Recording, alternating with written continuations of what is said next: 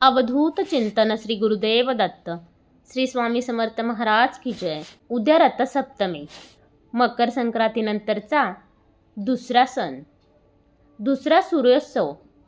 दीर्घायुष्य आणि रोगांपासून दूर राहण्यासाठी रथसप्तमीला केली जाते सूर्यपूजा।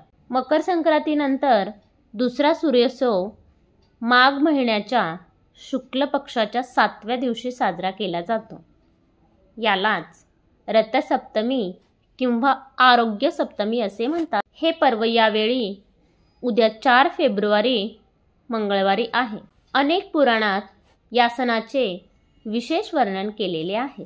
मकर संक्रांतीप्रमाणेच या दिवशीही सूर्योदयापूर्वी तीर्थस्नान केले जाते।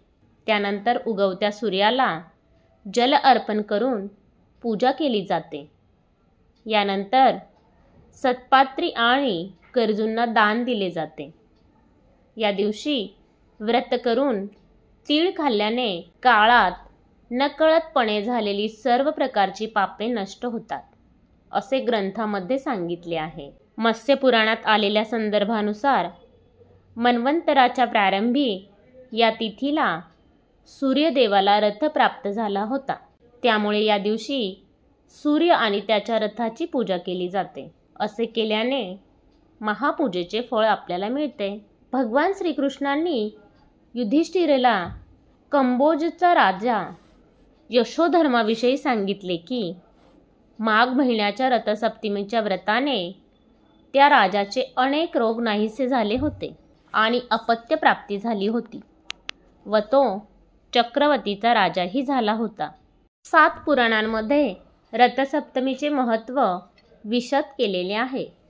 ब्रह्मा, स्कंद, शिव, अग्नी, मत्स्य, नारद आणि भविष्य पुराणात या दिवसाचे विशेष वर्णन करण्यात आले आहे। माघ महिन्यातील शुक्ल पक्षातील सप्तमी या तिथीला तीर्थस्नान आणि सूर्यपूजा केल्याने रोग दूर होतात, तसेच आयुष्यवर्धन होते। अक्षय तृतीयेप्रमाणे या दिवशी केलेल्या दानाचे पुण्य कधीही संपत नाही आणि अनेक शुभ फळही प्राप्त होतात। सूर्यदेव पूजन विधी।